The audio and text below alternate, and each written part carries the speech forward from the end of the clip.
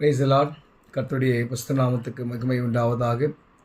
இன்றைய நாள் பொழுதிலே உங்கள் அனைவரும் வாழ்த்துவதிலே நான் மிகவும் மகிழ்ச்சி கொள்கிறேன்.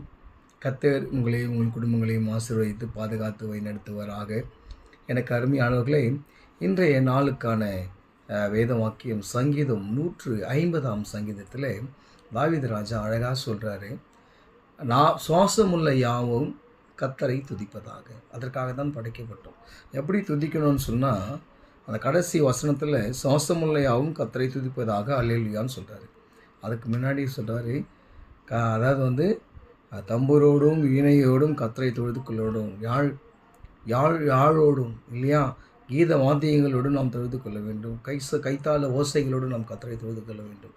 இன்றைக்கி நம்முடைய ஆராதனை எப்படி இருக்கிறது? நாம் ஆண்டவரை தொழுது கொள்வது எப்படி இருக்கிறது? ஏன் இதை கண்டிப்பாக இதை நம்ம சிந்திக்கணும்னு சொன்னால், கண்டிப்பாக ஆண்டவர் நம்மை அவருடைய சாயலாக படைத்தார்.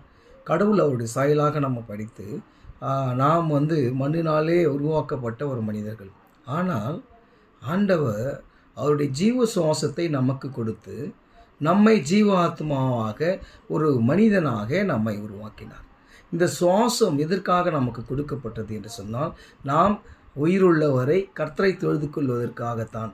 உயிர் விட்ட பிறகும் மறுமையிலே நாம் பரலோகத்திலே கர்த்தர் பரிசுத்தர் பரிசுத்தர் என்று ஆராதிக்கும்படியாகத்தான் நாம் படைக்கப்பட்டிருக்கிறோம்.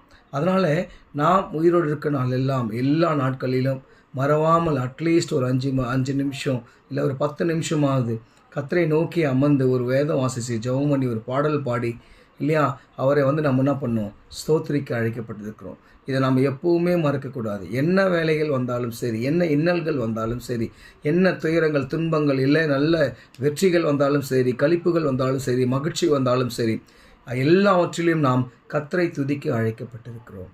இந்த நாள் பொழுதிலே நம்முடைய ஆராதனைக்குள்ளாக நாம் எப்படி போகிறோம்? ஞாயிற்றுக்கிழமை ஆராதனைக்கு எவ்வளோ லேட்டாக போகிறோம்?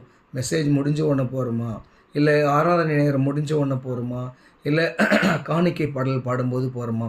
இப்படி நாம் சிந்திக்க அழைக்கப்பட்டிருக்கிறோம். ஏன் சொன்னால், சுவாசமுள்ள யாவும் கர்த்தரை துதிப்பதாக அல்லேலூயான்னு சொல்லி அவர் துதித்து இந்த சங்கீதத்தை முடிக்கிறார். எனக்கு அருமையானவர்களே, ஆண்டவர் நம்மை நோக்கி இந்த நாள் பொழுதிலே நம்மோடு பேசுகிற காரியம் என்னவென்றால், நான் உன்னை படைத்தேன் இல்லையா, என்னுடைய சுவாசத்தை உனக்கு கொடுத்தேன், நீ எனக்காக என்ன செய்யும்? அந்த சுவாசம் உள்ளவரை நீ என்ன பண்ணும்? துதிக்கணும்னு சொல்லி ஆண்டவர் நம்மை அழைக்கிறார். எனக்கு அருமையானவர்களே, அந்த அழைப்பை நாம் உதாசீனப்படுத்தாமல் இல்லையா, அதை ஏற்றுக்கொண்டு அவருடைய சமூகத்தில் அமர்ந்து, ஆண்டவரே நான் உமக்காக ஆண்டவரே